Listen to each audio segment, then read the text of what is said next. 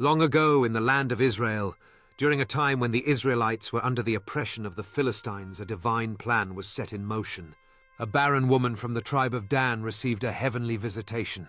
An angel of the Lord appeared to her and declared that she would bear a son, a child unlike any other chosen by God to begin the deliverance of Israel from its enemies.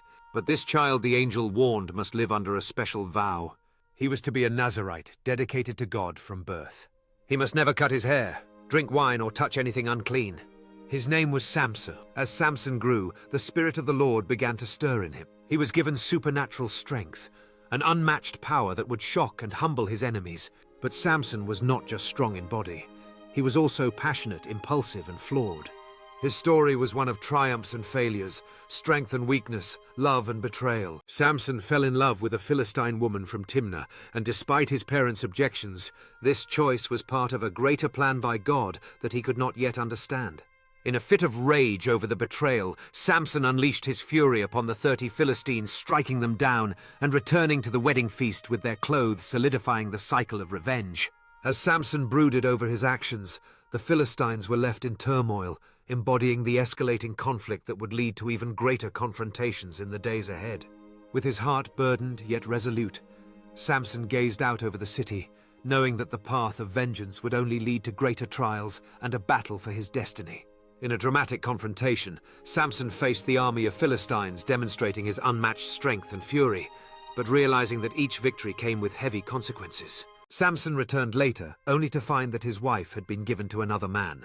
Enraged, he caught 300 foxes, tied them tail to tail in pairs, fastened torches between them, and released them into the Philistine grain fields. The fire devoured their crops, vineyards, and olive groves. In retaliation, the Philistines killed his wife and her father. Then Samson struck them down with great slaughter. When the Israelites handed him over to the Philistines to avoid further conflict, the Spirit of the Lord came upon him again. He broke free from the ropes binding him, picked up the jawbone of a donkey, and killed 1,000 men. He named the place Ramath-Lehi, Jawbone Hill. Exhausted and thirsty, Samson cried to God.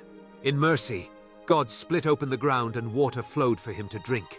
Despite his flaws, God was still with him. Years later, Samson fell in love again, this time with Delilah, a woman from the valley of Sorek. The Philistine leaders offered her a fortune if she could uncover the secret of his strength.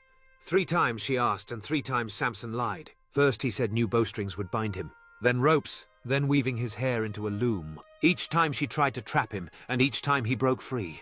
But Delilah was persistent. She wore him down with nagging, until weary and vulnerable he told her the truth. No razor has ever touched my head, he said, for I have been a Nazirite, dedicated to God from my mother's womb. If my hair is cut, my strength will leave me.